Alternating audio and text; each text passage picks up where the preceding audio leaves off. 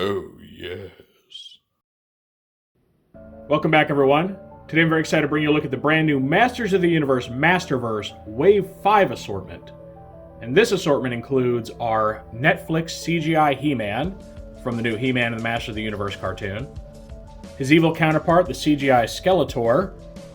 Then we get a new Eternia figure in the form of Zodac, and then Princess of Power Catra. So this is a very mixed wave. You get two characters from the brand new cartoon. You get one that's a remix concept of the original, and then you get a character from a classic cartoon. So it's kind of all over the place. And this wave does serve as our first taste of including the new CGI-based characters within Masterverse. They've had their own toy line, but those are meant for, younger children. They're much simpler, less articulated. These are meant to be, when it comes to engineering, on par with other Masterverse figures. So if you're a fan of that new cartoon, but you're looking for figures that are a little more grown up, Masterverse now has you covered. That being said, if you see my wave reviews before, you know how this goes. We're going to be taking a look at each individual figure, checking out its posability, its accessories. I'll be doing some group shots comparisons for some of these figures. Then we'll bring them back together, take a look at the wave as a whole, and lastly, I'll be giving my final thoughts. So as per the norm, we're going to start this left to right. I'll cover He-Man, Skeletor, then Zodac, and then Catra last. So let's go ahead and get into it. Alright, here's our big old gorilla-shaped He-Man, sporting a very different look from what we normally expect. He's a lot more fully clothed, and his armor has a much more futuristic bend to it. Now, I have some mixed feelings on the designs and everything in the new show. I'm not a fan of the particular art style they went with. Just seems very Fortnite-y to me, and as a 30-something-year-old man, that just doesn't really appeal to me. I do prefer characters looking a little more realistic and less cartoony. So would I prefer the new show had an art style that, more closely mimicked that of real life? Yeah. Like, even if they're going to do the new designs, the new armor and everything, that's fine. But I'm not super crazy about, the really weird, hyper-exaggerated proportions that a lot of them have, especially He-Man and Skeletor.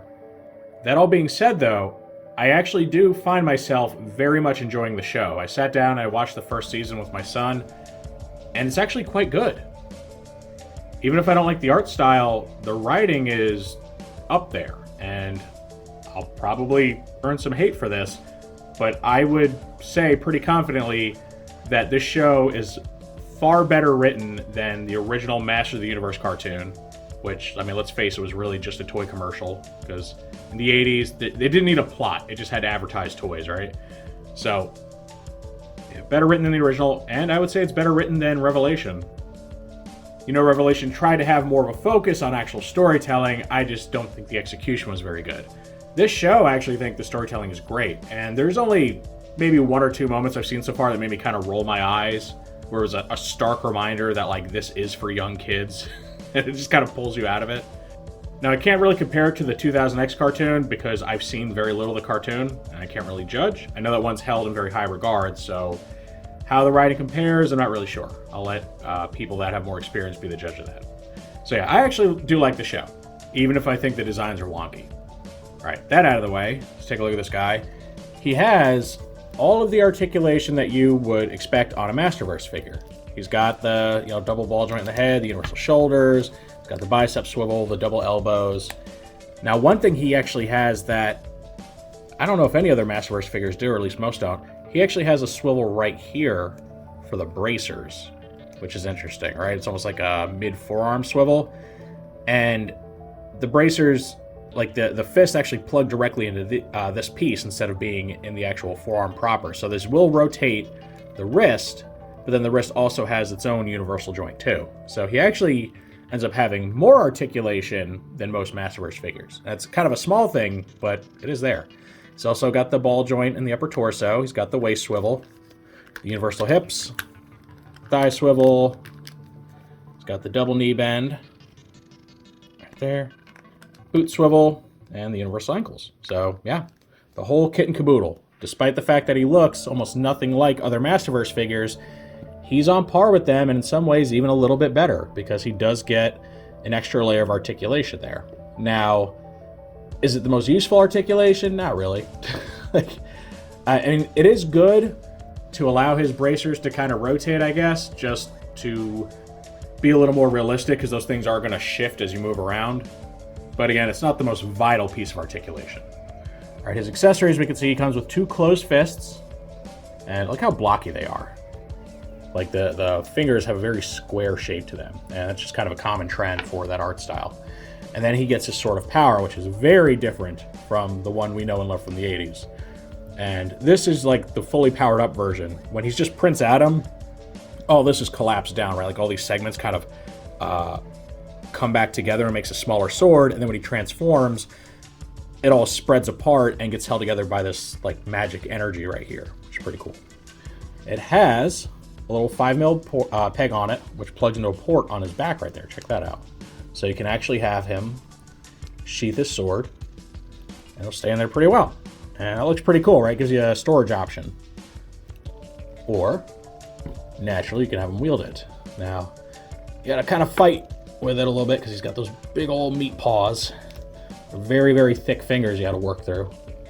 So I would push it between the thumb and the index, and then once it's in there, push it down in the groove of the palm. You get this. You get our big old cartoony looking He-Man, looking very cool with his massive sword. I mean, he is a brute, right? They really wanted to emphasize He-Man's superhuman strength. And obviously, if you're going to be incredibly strong, realistically, unless you're Superman, you're like super dense or whatever, you're going to be very big, like ridiculously big. So that's what they went for with He-Man. They decided to just make him an absolute muscle monster. Let's go ahead and show off the fist a little bit. I'll just connect the one. Save time so you guys aren't here all day. Plugs in, just like you'd expect. Now he can punch, he can close his fist and, you know, give a speech or something. These heavy universals too, they work well. And I do like him. I do like him. Even though I would not have chosen this particular art style for a show, this, like, perfectly recreates that Netflix character. And it looks really good. I don't know how all in they're going to go with these. If they're going to do all the other characters and you're going to get like Ram Mam and Tila / Sorceress and, you know, more villains, stuff like that. Because I don't think I've seen any more listings for the CGI Masterverse characters. But if I had to guess, I would say that releasing He-Man and Skeletor here was them like testing the water to see if there's a demand for this. I don't know how big the demand's going to be, right? A lot of adult collectors might scoff at this and walk right past it. But I will tell you, it is a quality figure. So if you're okay with owning, you know, some figure of those newer characters, you won't be disappointed, because he's really solid.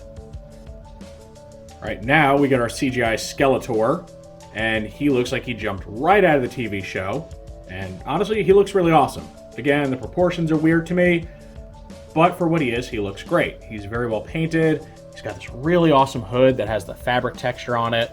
His head does articulate underneath, and you see they painted on like the energy streams coming down. All the same articulation as He-Man, right? He's got all that. Now on this side, because he doesn't have like a bracer per se, the forearm of, you know, his little bony arm turns instead. Which, I mean, yay for articulation, but actually doesn't make any sense, right? Because like if this is remaining stationary, how is the bone turning?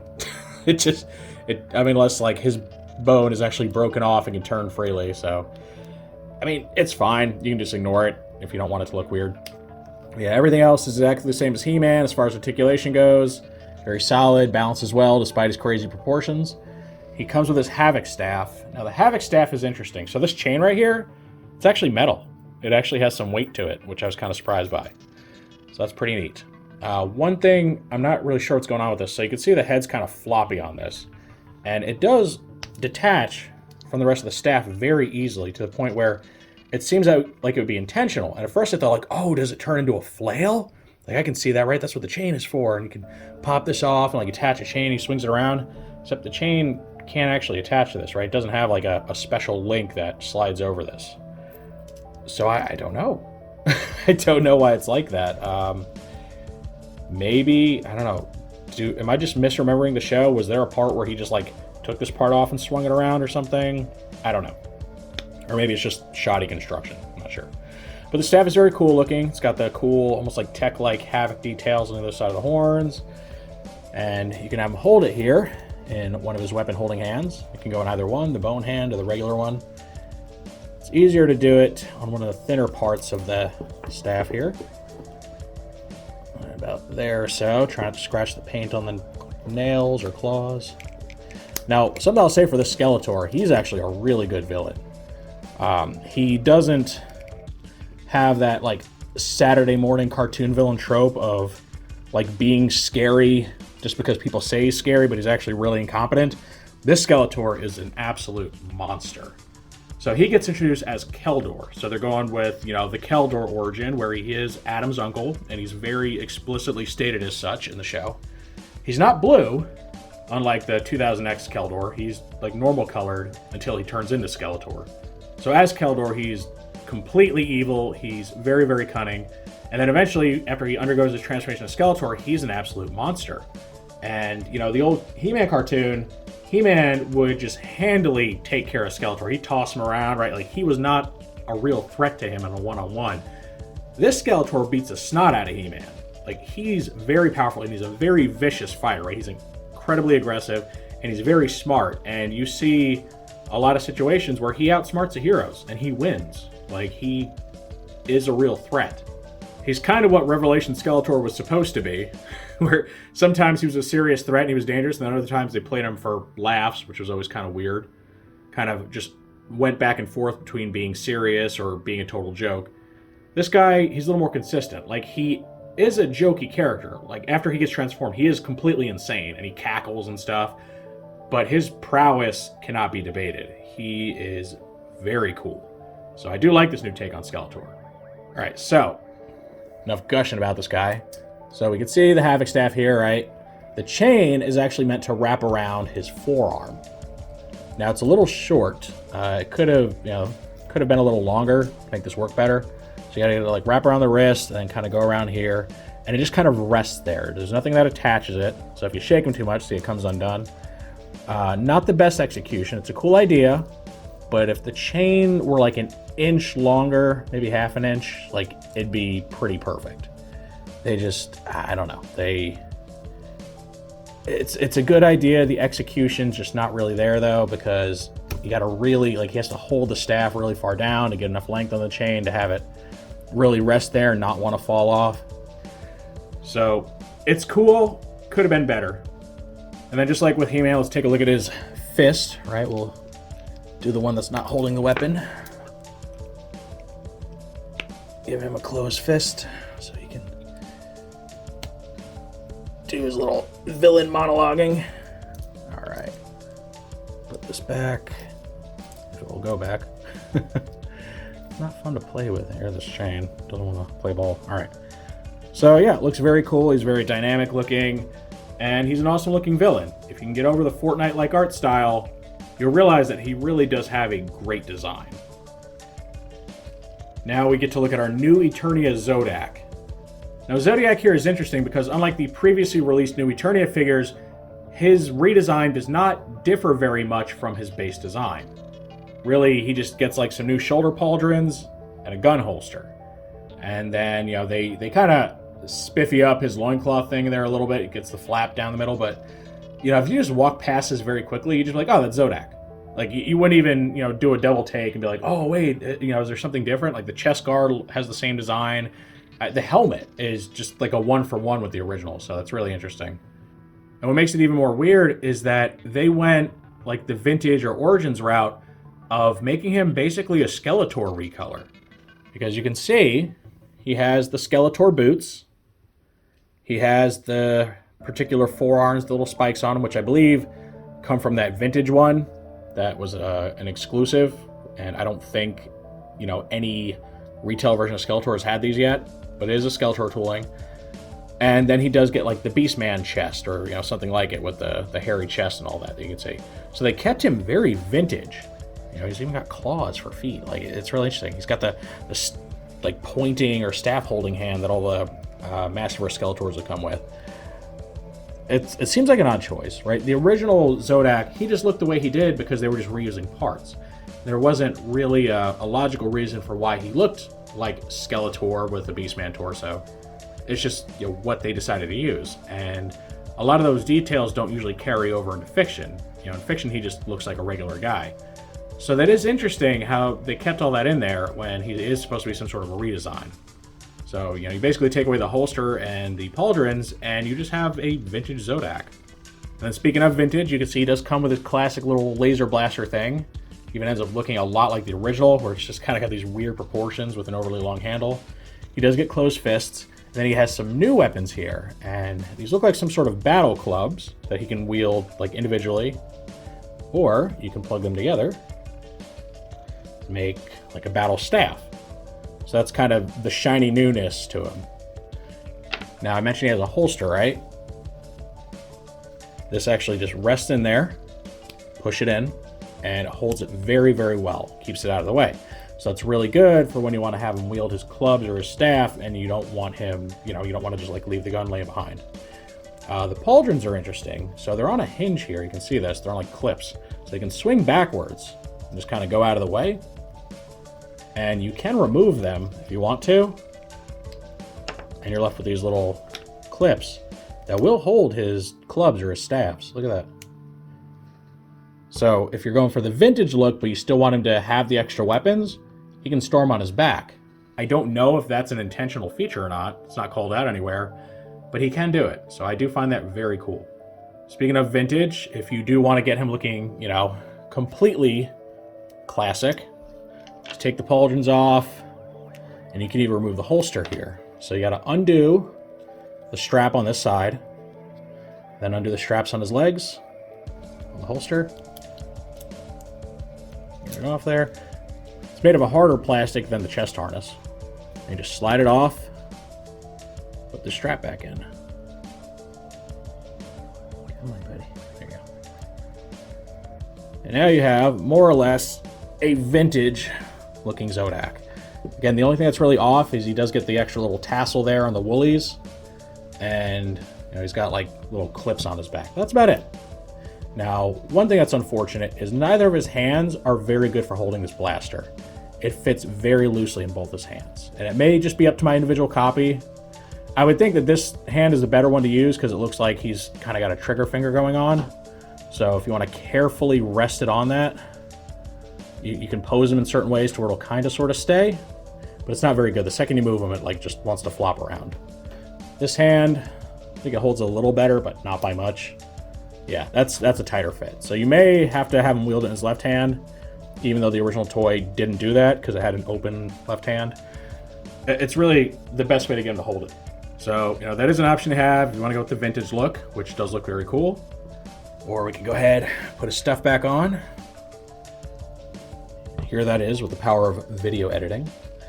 All right, so you can have him dual wield the staves as clubs, or the staff as clubs. Plurals are hard. Now again, this hand's really not very good for holding things. It's supposed to be able to hold it, but you can see they really just rest loosely in this hand. So it seems to be a molding issue because I don't think it's intended to be that loose. So you have to balance it a little bit if you want them to dual wield, which is really unfortunate. Or combine them together and utilize the tightness of this hand to get him to just kind of hold this one over one end of the staff and not really actually be holding it. And that looks really cool. You can see he's got his weapon mounted, so, you know, he does have his ranged weapon still. He's more armored up than your usual Zodac, and he gets a cool, like, space battle staff. And overall, I think he's pretty solid.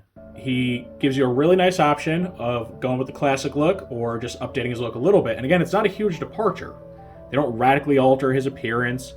He just gets a little more armor and some new weapons, and, like, that's it. So I wouldn't really even consider this a new version of the character. In fact, when you look at his character bio, it is basically the exact same history that the regular Zodac has. So maybe the fact that he's like a dimension hopper means that new Eternia Zodac and classic Zodac are just the same guy. Like, he just hops across, you know, different realities, and this is him in the new Eternia reality. And here's a quick look with the Origins version of Zodac, which is really just a more tooled version of the vintage character. And, you know, this really just shows you how close our new guy comes to the original. Obviously, small details are different. The exact color tones are a little different, and the, shapes and everything. But when you look, he recycles so much of the design. You get the hairy chest, the Skeletor forearms, the clawed feet. Even the loincloth itself is more or less the same. It's just, he has this extra flap coming down now off the belt. And then the belt is a little bit different. It maintains the same shape. It's got like the little studs going around with the big one in the middle. It's just a little more intricate now with some, lines and stuff going through it. And I mean, look how close the weapons are too. It's just a more painted version of this one, more or less. So yeah, he comes really close to matching the original. And it's honestly kind of surprising. Because like I said, the other new Eternia toys, even when you put them in their, like, quote unquote classic configuration, they still take a lot of liberties when it comes to the design of the character. There's still a lot of flourishings there and stuff that just aren't present on the original toy. And here, lastly, we get the villainous Catra. Now, people that only know She-Ra from the newer Netflix cartoon may be a little confused because in that cartoon, Catra's features were far more feline, whereas the original Catra more or less just looked like a human woman, though she could turn into a cat. So, there is that. So yeah, she's basically billed as like an evil counterpart of She-Ra. Has very much the same stylings, but just done up in a way that looks a little bit more sinister. So we can see our Catra here. She has a soft goods cape, like the She-Ra and Hordak before her in Masterverse. Fully sculpted hair and everything. All the same articulation as She-Ra, and shares a lot of tooling. It's just that like Masterverse female body type. You can see that the cape is just attached to this collar, which hangs kind of loosely on her neck. So if you really wanted to, you could pop the head off and remove that. Lots of nice detailing. She's got the Horde symbol right here along the top of her little like chest guard. She's got a cool belt right there. She's got unique boots and bracers, looking very nice.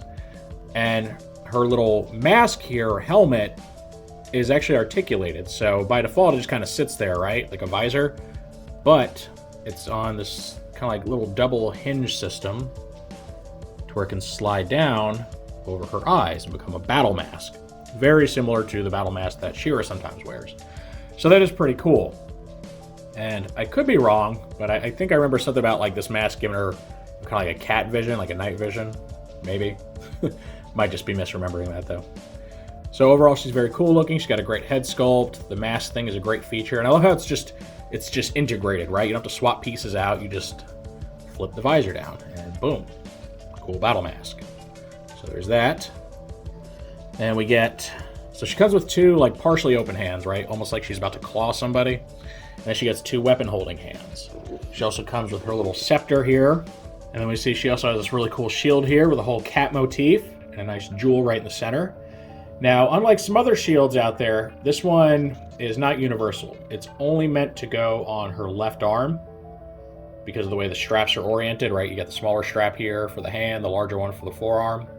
So it's just something to be aware of where it's really not going to fit very well on the right. So they, design it in a certain way to where it is only meant to work with one arm here.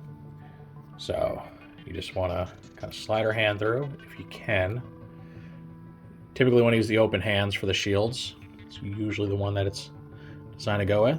So slide that in there. The tricky part will be working her fingers inside of this smaller loop. You should be able to do it without removing anything, unlike some shields that actually require you to take the hand off. Come on, get that finger in there. There we go. All right, so we got the shield on. She holds it pretty well there. Fingers curl a little bit, just look like they're actually grasping the shield. And then this hand, let's swap it out with the weapon holding hand, like so. And place her scepter in said hand. Just kind of work through the fingers, get around the thumb there. It's got like a little grip on the bottom where you're supposed to hold it. And now she looks ready for battle. You can pose her up, make her look cool. You can have the battle mask up or down. And again, she really is just kind of an evil parallel to She-Ra, right? They both do kind of the sword and board thing. Now the She-Ra toy admittedly kind of cheats because her sword turns into her shield, right? So realistically, she can only wield one or the other, but with the toy, you can have both. So Catra just kind of makes a good counterpart to her. And real quick, here's a nice group shot of Catra with the other two Princess of Power figures that have been released in Masterverse so far. So you get her master, Zodac, and then her arch nemesis, She-Ra, Princess of Power. And you can see they share a lot of the same tooling. Really, the only big difference is the torso section and the head, and then of course whatever accessories they throw at each character. But you can see the legs and the arms are the same. They actually even use the same pieces for like the bracers and boots, which is kind of unfortunate, but they paint them up well enough to where it's not insanely obvious. One thing that's nice is that the boot swivel issue I have on my She-Ra, where this one won't actually turn, it's not present on her. You can see that her boots, they turn just fine. So it doesn't have that weird problem of the boot getting stuck on the shin like the She-Ra toy does. So I don't know what went wrong with She-Ra, because again, they are the same pieces, right? It's just different paint jobs for each one. So I don't know why one is stuck and one's not. Must be a production line issue or something. So yeah, they look really good together, and you can have a lot of really nice fights of these two just going at it, weapons and shields at the ready, and you can even have Zodac in the background barking orders at Catra and telling her not to fail him, or whatever kind of setup you want to work out there in your head. And this completes our look at the 5th wave of MOTU Masterverse. I will say overall I do like this wave. It has a lot of variety to it. It's really starting to embrace the Masterverse or the multiverse concept of being almost like a Generations line for He-Man, where you get a little bit of everything. Now, we don't actually have everything yet.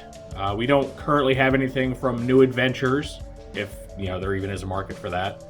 We don't have any 2000X stuff, but we already do have quite the variety, right? We start with Revelation, and we have New Eternia, we have Princess of Power, which is, your classic 80s MOTU universe. And then we even have 1 or 2 vintage figures, which, again, are like your classic universe stuff. So personally, I'm enjoying this. I like to get a little bit of variety instead of having everything be from one line or the other, because it starts to feel a little samey. So as far as our 2 Netflix figures, I will say I'm pleasantly surprised by how much I like them.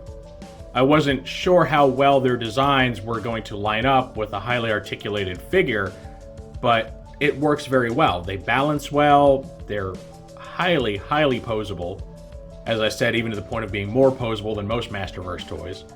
And they come out looking very good. The texturing on them is fantastic. It looks, somewhere between cartoon and real life without being too much one or the other.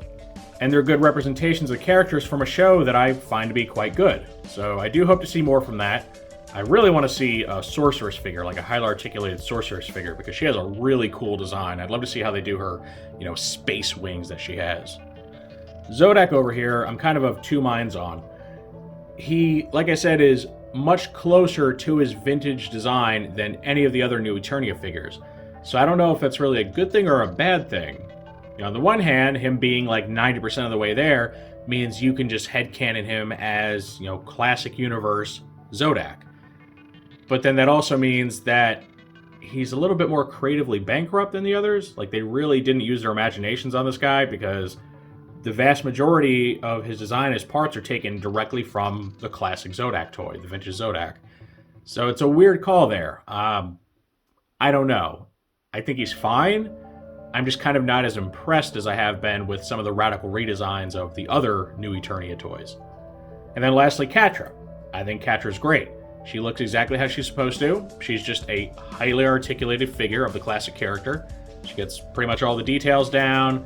She's got some nice, unique sculpting. I love the fact that you can drop her battle mask down over her eyes. I love the shield with the jewel in the middle. Overall, I think it's a very quality wave, and I think one of the more interesting ones that Masterverse has put out in a while. Because if we go back and, we look back at the first, I think it was the entire first 3 waves of Masterverse, it was all Revelation stuff, and it felt very samey. And, it was also figures of a show that I have to admit I wasn't really crazy about. It had some good points to it. It was nice seeing, highly detailed renderings of the classic characters, but for me, the writing was just all over the place. And when it was good, it was pretty good, but when it was bad, it was abysmal. So, yeah, I'm happy to be mostly moving away from Revelation stuff. Like, they're still coming out. There's like a Revelation Man-E-Face is coming and all that stuff, Revelation Roboto. And I'll still pick them up because they do represent some facet of MOTU mythos, and, Revelation is technically a canonical sequel to the original cartoon. But I will admit, I find myself more excited by and far more interested in the non-Revelation toys. Your new Eternia, your classic stuff, even the new Netflix stuff, because it looks pretty cool. It's really interesting seeing those wacky designs translated in plastic form. So yeah, I think it's a great wave. It's got a little bit of something for everybody. It may not have everything for someone, if you know what I mean, because a lot of people tend to be kind of specialized in their collection, and you may not be a pure completionist where you want characters from all the different series. But at the very least, it is a wave that provides at least something that most people can appreciate. Of course, that is how I feel about this new wave of Masterverse. Now I want to know what you all think of it. Do you think this is a good wave? Is it one that you've been looking forward to? Do you have any particular interest in any of the individual figures, or maybe all of them because you just like the whole spectrum of MOTU stuff? Or do you not want this? Maybe there's just nothing that scratches your itch. Maybe they're all from series that you couldn't care less about. Or maybe you don't like the way the figures turned out. Any and all feedback, as always, is welcome in the comments section. If you enjoyed this review, make sure to toss it a like. Let YouTube know you want to see more stuff like this. If you do want to see more like this, make sure to subscribe and hit that notification bell so you always get a heads up when I post something new. I thank you for joining me for this look at the brand new Masters of the Universe Masterverse Wave 5 assortment. And with all that said, I will see you next time.